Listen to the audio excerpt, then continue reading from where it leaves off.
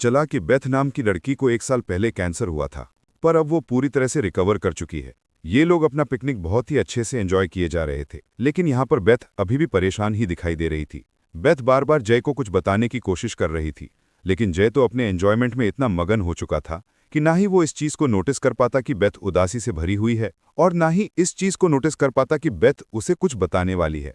आगे की जर्नी में चलते चलते ये दोनों काफी घने जंगलों के अंदर तक आ जाते हैं कि तभी जंगल के अंदर किसी चट्टानों पर चढ़ते हुए बेथ गिर गई और उसे चोट भी लग जाती है। वो जैसे ये कहकर चली गई कि मैं अपने जख्म को साफ करने के लिए जा रही हूँ, और वाटरफॉल के पास बैठकर जोर जोर से रोने लग जाती है। इसी के दौरान बेथ नोटिस कर पाती है कि सामने एक मरा हुआ जानवर था और उसे बहुत ही अजीब तरीके से मारा गया था, और जानवर की पूरी खाल उतरी हुई थी। वो डर कर चिल्लाकर जय को जल्दी से बुलाई, लेकिन जय इस बार भी उसे ये समझाते हुए कहने लगा कि ये कौन सी डरने की बात है, जंगल है तो जाहिर सी बात है यहाँ पर शिकारी जरूर होंगे, और ऐसा काम आखिर शिकारी के अलावा कौन कर सकता है।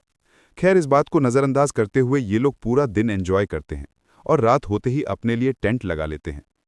बातें करते हुए इन्हें दोबारा से गोली चलने की आवाज़ आती है, और तब जय उसे कहता है कि मैंने कहा था ना, ज़रूर यहाँ पर शिकारी होंगे, इसलिए टेंशन लेने की कोई ज़रूरत नहीं है, चलो अब सोते हैं। किसी अजीब सी आहट से आधी रात में ही बेथ की आंख खुल गई। उसे लग रहा था कि उसके टेंट के बाहर तो ज़रूर कोई है। चेक करने के लिए जैसे ही वो बाहर गई तो आसपास तो उसे कोई दिखाई नहीं दिया, इसलिए वो थोड़ा दूर जाकर उसने चेक करने का फैसला किया कि तभी अचानक से उसके सामने जय भी आ गया। वो हैरान थी कि उससे पहले जय यहाँ पर कैसे पहुँच गया, हालांकि वो तो उसे टेंट में छोड़कर आई हुई थी। यहाँ पर जय कहने लगा कि तुम क्या बात कर रही हो, मैं तो पिछले 15 मिनट से टेंट में नहीं हूँ। ये सुनने के बाद तो डर के मारे बेथ काफ़ी घबरा सा जाती है। उसने खुद देखा था कोई तो था टेंट के अंदर, जिसे बेथ जय समझ लिया था। जब ये दोनों भागकर टेंट को चेक करने के लिए जैसे ही जाते हैं तो देखते हैं कि अब वहां पर कोई भी नहीं था, और इनके टेंट को बहुत ही बुरी तरह से फाड़ फोड़ दिया गया था। इससे साफ साफ पता चल रहा था कि यहाँ पर कोई तो था जो आया हुआ था। इनके टेंट के ऊपर जगह जगह चिपचिपा लिक्विड टाइप कुछ टपक रहे थे, जिससे जाहिर हो रहा था कि यहाँ कोई जानवर तो नहीं होगा। यहाँ पर जरूर कोई ऐसी चीज है जिसके बारे में बेथ और जय को कुछ पता ही नहीं है। एकदम अचानक से इन्हें बहुत ही खौफनाक वाली आवाज सुनाई दे पड़ती है। दरअसल ये किसी अजीबोगरीब क्रिएचर की चिल्लाने की आवाज थी। आवाज इतना डरावना था कि दोनों घबराकर यहाँ से भागने लगे। भागते हुए उन्होंने देखा कि पहाड़ों पर भी उन्हें वैसा ही चिपचिपा जैसा लिक्विड नजर आया जैसे ये लोग अपने टेंट पर देखकर आए हुए थे, जिसका मतलब वो क्रिएचर जो कोई भी थी यहाँ इनके करीब ही करीब रहती थी। अभी वो यहाँ से भागने की जैसे ही कोशिश करते हैं कि तभी बेथ को अचानक से एक पेड़ के पीछे अजीब सा एक साया खड़ा हुआ नजर आता है। ये देखकर वो और भी ज्यादा डर जाती है, लेकिन जय उसे होश में लाकर यहाँ से बाहर निकलने का रास्ता ढूंढ रहा था। मगर अब ये पूरा का पूरा जंगल उनके लिए भूल भुलैया जैसा बन गया था। उन्हें यहाँ से बाहर निकलने का कोई भी रास्ता समझ ही नहीं आ रहा था। भागने के चक्कर में ये दोनों एक ऐसी जगह पर पहुंच गए थे जहां पर वो खौफनाक सा दिखने वाला साया बेथ के ठीक सामने आ जाता है। बेथ यहाँ पर उसकी पूरी बॉडी तो नहीं देख पाई थी, लेकिन उसने इतना जरूर देख ली थी कि उसकी दोनों आंखें और सर दिखाई दे रहे थे। वो शैतान अपनी आंखों के जरिए बेथ को पोजेस करना चाह रहा था, लेकिन जय ने आकर बेथ का ध्यान ही भटका दिया और वो उसे लेकर दोबारा से भागने लग गया। अभी वो बेथ जय को कुछ बता पाती, लेकिन उससे पहले ही जय का पैर एक ट्रैप में फंस गया और वो नीचे गिर गया। ये ट्रैप किसी इंसान का लगाया हुआ लग रहा था, लेकिन उस ट्रैप से जय काफी ज्यादा ही मात्रा में जख्मी हो गया था। उसकी बिगड़ती हुई हालत को देखते हुए बेथ उसके लिए पानी लाने का डिसाइड करती है, लेकिन आसपास पानी का उसे कोई भी झरना नजर नहीं आ रहा था कि तभी उसी वक्त उसे वहां पर एक कुआं नजर आया, तो वो उसकी तरफ बढ़ जाती है। मगर कुएं के अंदर पानी की जगह जानवरों के साथ साथ इंसानों के लाशें लटकती हुई दिखाई दे रही थीं। ये देखकर वो डर गई और समझ भी गई कि ये उसी शैतान का ठिकाना है जिससे वो भाग रहे हैं। डरकर चिल्लाते हुए बेथ यहाँ से भागने की कोशिश करती तो है, लेकिन पेड़ों के बीच बनाए गए एक जाल के अंदर फंस जाती है, और अब उसे मारने के लिए वो साया भी बेथ के सामने आ जाता है। लेकिन इससे पहले कि वो उसे मार पाता, बेथ को कोई उसके मुंह को दबाते हुए उसे अंदर खींच लिया।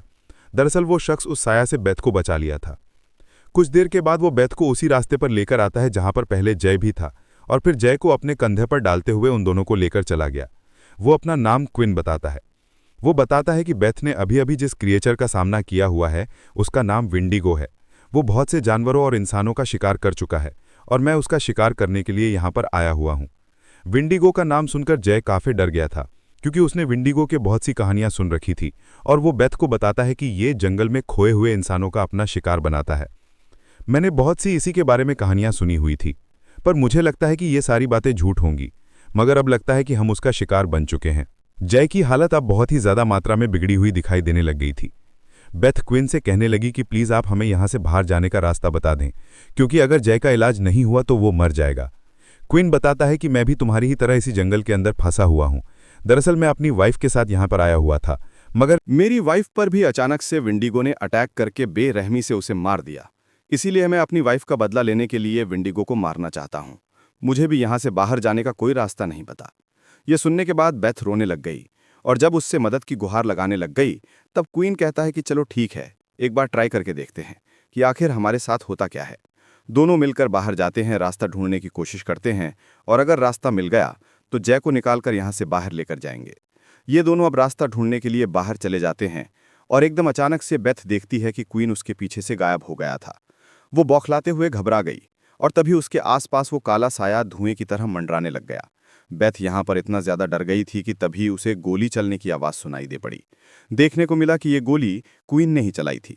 उसे पता चला कि यहाँ पर क्वीन बेथ को कोई रास्ता ढूंढने के लिए नहीं लेकर आया, ये बल्कि वो तो उस साया को मारने के लिए बेथ का शिकार बनाया हुआ था। मगर उसकी गोली से विंडिगो नहीं मरता, और क्वीन बेथ के साथ वापस आने लग जाता है और कहता है कि ये गोली उस साया को कुछ ही टाइम तक हमसे कुछ दूरी पर रखेगी। बेथ को यह जानकर बहुत ही दुख हुआ कि क्वीन ने उसे धोखा दिया हुआ था। खैर, ये लोग घर वापस आ जाते हैं, और आते ही बेथ देखती है कि जय दर्द से तड़प रहा था। उसकी हालत पहले से ज्यादा बिगड़ चुकी थी, और अब वो क्वीन से कहती है कि तुमने पहले जो कुछ भी मेरे साथ किया, मैं तुम्हें उसके लिए माफ करती हूँ, लेकिन इस शर्त पर कि तुम्हें इस बार दोबारा से मेरे साथ बाहर जाना होगा और इस जंगल से बाहर निकलने का रास्ता ढूंढना होगा। लेकिन क्वीन कहने लगा कि तुम शायद पागल हो गई हो, क्योंकि अब मैं यहाँ से तुम दोनों को कहीं पर भी नहीं जाने दूंगा। ये बात सुनकर बेथ को गुस्सा आ जाता है, और वो उससे पूछने लग गई कि आखिर तुम मुझसे चाहते क्या हो। क्वीन का कहना था कि मैं तुम्हें ही चाहता हूँ, क्योंकि मैंने देखा है विंडिगो जिस इंसान को देखता है उसे मार देता है, लेकिन उसने तुम्हें नहीं मारा, क्योंकि उसे कुछ बॉडीज ऐसी भी चाहिए होती हैं जिसके ऊपर वो अपना पूरा कब्जा जमा सके, और कब्जा जमाने के लिए उसे कमज़ोर बॉडीज चाहिए होती हैं। और मुझे ये बात काफ़ी अच्छे से पता है कि तुम इस टाइम काफ़ी बीमार हो चुकी हो, और बीमार लोग विंडिगो का अच्छा शिकार बनते हैं, और जब वो तुम्हारी बॉडी पोजेस करने के लिए जैसे ही आएगा, मैं तभी उसे जान से मारना चाहता हूँ। बेथ उसकी ऐसी बातें सुनकर घबरा गई थी। जो सच्चाई उसने अभी तक उसने अपने हस्बैंड को भी नहीं बताई हुई थी, वो सच्चाई क्वीन और विंडिगो को आखिर कैसे पता थी। असल में कैंसर ट्रीटमेंट के बावजूद भी उसकी टेस्ट रिपोर्ट दोबारा से पॉजिटिव आ गई थी, यानी उसे ये कैंसर दोबारा से हो गया था, और यही बात वो हमेशा से जय को यानी अपने हस्बैंड को बताना चाहती थी। क्वीन बेथ से कहने लगा कि मैं तुम्हारा दुश्मन नहीं हूं, मेरी बात मान जाओ। मैं जानता हूं कि अगर तुम दोनों बाहर गए भी तो विंडिगो तुम्हारे साथ वही हशर करेगा जो उसने मेरी वाइफ के साथ किया था। यहाँ पर बेथ परेशान होकर सहम सी जाती है, क्योंकि उसे पता चल गया था कि क्वीन उसे बाहर जाने नहीं देगा। वो उसके सोने का इंतजार करती है, और फिर यहाँ से बाहर जाने का रास्ता ढूंढ रही होती है कि तभी उसे क्वीन का घर, यानी यहाँ पर जो वो छिप कर रहा करता था, उसका फ्लोर थोड़ा सा हिलता हुआ महसूस होता है। उसे खोलने पर उसको पता चला कि उसके नीचे तो पूरी की पूरी एक टनल थी। बेथ हैरान हो चुकी थी। उसे लगने लगा कि शायद इस जंगल से बाहर निकलने का कोई खुफिया रास्ता होगा, लेकिन अंदर जाने पर उसने देखा कि यहाँ पर तो बहुत से लोगों की लाशें थीं। ये देखकर वो और भी ज्यादा डर गई। वो इतना डर गई थी कि उसके हाथ पैर सब थर-थर कांपने लग गए थे। उसे लगने लगा कि क्वीन ने जरूर उससे झूठ बोला होगा, और वो खुद ही इन दोनों का शिकार करना चाहता है। डरते हुए बेथ जब बाहर निकल कर आई तो क्वीन पहले से ही जगा हुआ उसके ऊपर गन पॉइंट कर चुका था। बेथ रोते हुए कहने लग गई कि आखिर तुम हमसे चाहते क्या हो, इन मासूम लोगों को तुमने क्यों मारा। क्वीन बताता है कि मैंने नहीं मारा, ये सभी इसी जंगल में भटक गए थे, जैसे हम भी भटके हुए हैं। इनमें से कुछ लोग बीमार थे तो कुछ लोग जख्मी की हालत में थे।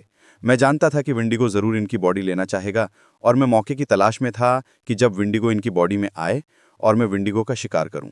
लेकिन विंडिगो ने इन सभी लोगों को ही मार दिया, और फिर बहुत सारे इंतजार के बाद तुम यहाँ आई। तुम वो इकलौती इंसान बन चुकी हो जिसे विंडिगो मारा नहीं, जिसकी वजह से मुझे ये बात पूरी तरह से कन्फर्म हो गई कि विंडिगो तुम्हारी ही बॉडी लेना चाहता है। इसीलिए मैं ये नहीं चाहता कि तुम यहाँ से जाओ, क्योंकि मुझे हर हाल में विंडिगो को मारकर अपनी वाइफ का बदला लेना है, और अगर तुम यहाँ से चली गई तो मेरा ये सारा का सारा प्लान फेल हो जाएगा। और अगर गलती से भी तुम यहाँ से भाग भी गई तो इस टाइम तुमसे अच्छा शिकार तुम्हारा हस्बैंड जय को ले लिया जाएगा, जिसकी बहुत ज़्यादा जख्म खराब होने की वजह से अब उसकी बॉडी तुम्हारे से भी ज़्यादा कमज़ोर हो गई है। जय का नाम सुनते ही बेथ कांपने लग जाती है और कहती है कि तुम जय को कुछ नहीं करोगे, इसके बदले मैं तुम्हारा साथ दूंगी। मैं विंडिगो से लड़ भी सकती हूँ और तुम्हारे काम को आसान भी कर सकती हूँ। दरअसल यहाँ पर क्वीन बेथ को ब्लैकमेल कर चुका था। उसकी बात को मानते हुए वो बेथ को लेकर जंगलों के बीच जाने लग जाता है, और बेथ उससे सवाल करती है कि आखिर मुझे करना क्या होगा। क्वीन उससे कहता है कि तुम्हें कुछ नहीं करना, जो करना है विंडिगो खुद कर लेगा, बस तुम्हें उसकी आंखों में नहीं देखना। अगर गलती से भी तुमने उसकी आंखों में देख लिया तो फिर वो तुम्हारी आंखों के रास्ते तुम्हारी बॉडी में घुस जाएगा और मजबूरन उसे मारने के साथ साथ तुम्हें भी मारना पड़ जाएगा। क्वीन के प्लान के मुताबिक बहुत ही जल्द विंडिगो यहाँ पर काला धुआं बनते हुए आ भी जाता है, लेकिन इस कहानी का पूरा पासा ही बदल जाता है। वो बेथ के बॉडी में आने की बजाय क्वीन के बॉडी में आना शुरू हो जाता है, क्योंकि आज क्वीन ने ना चाहते हुए भी उसकी आंखों में देख लिया था। बेथ को लगा हुआ था कि विंडिगो अब क्वीन के अंदर घुसा हुआ है, इसीलिए वो क्वीन को चाकू से स्टैब करते हुए मार देती है। लेकिन असल में यहाँ पर विंडिगो की षड्यंत्र रची गई थी, क्योंकि ताकि बेथ अपने रास्ते से भटक जाए। वो विंडिगो के अंदर तो था ही नहीं, बस उसने क्वीन के अंदर जाने का नाटक किया हुआ था, और अब वो सीधा बेथ को अपने कब्जे में ले लेता है और सीधा उसे घसीटते हुए उसी कुएं में लेकर जाने लगा जहां पर पहले भी एक बार बेथ जा चुकी थी। बेथ यहाँ पर बहुत ज़्यादा डर जाती है, क्योंकि ये कुआं बहुत ही ज़्यादा डीप था और अब बेथ को पूरी तरह से यकीन हो गया था कि उसकी जान नहीं बचने वाली, क्योंकि वो इस कुएं से बाहर ही नहीं निकल पा रही थी। थक हार कर बेथ जोर से चिल्लाती है और कहने लग गई कि हाँ ठीक है, मैंने हार मान ली है। इस तरह से और भी तड़पते हुए आगे की जिंदगी नहीं गुजार सकती, आ जाओ ले लो अब मेरी बॉडी। उसकी इतनी सी बात कहते ही दोबारा से विंडिगो यहाँ पर आ जाता है, जो कि अब अपने असली रूप में आया हुआ था। दिखने में वो बहुत ही ज़्यादा मात्रा में भयानक लग रहा था। बेथ की बॉडी में आने के लिए उसे बेथ की आंखों में देखना था, लेकिन बेथ ने तो अपनी आंखें खोली ही नहीं, बल्कि उसकी मौजूदगी को महसूस करते हुए अपने हाथ में पकड़े हुए चाकू से सीधा विंडिगो के सीने में अटैक करके स्टैब कर दिया। और इस तरह से विंडिगो पहली दफ़ा किसी इंसान के जाल में फंस गया था। बेथ ने जब इस बात को महसूस किया कि विंडिगो काफ़ी इंजर्ड हो चुका है, तब उसने अपनी आंखें खोली और विंडिगो पर लगातार वार करने लग गई, यहाँ तक कि उसे लगा कि विंडिगो अब मारा जा चुका है और अब उसकी जान बच चुकी है। इतना करने के बाद बेथ यहाँ पर अकेले ही अपनी जीत की खुशी मना रही थी। उसे ऐसा लग रहा था कि जैसे उसने विंडिगो को मारकर उसे नई जिंदगी मिल चुकी है।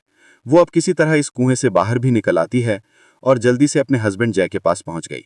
उसे उठाकर वो जल्द ही इस जंगल से बाहर भी निकल आती है, क्योंकि विंडिगो के मरने के साथ साथ विंडिगो का जादुई असर इस जंगल से खत्म हो गया था और जो भूल भुलैया ये पूरा जंगल हो चुका था, वह पूरी तरह से नॉर्मल होकर इन्हें बाहर जाने का रास्ता मिल चुका था और अब इन दोनों की जिंदगी बच चुकी थी। और इसी के साथ ये कहानी यहीं पर खत्म हो जाती है।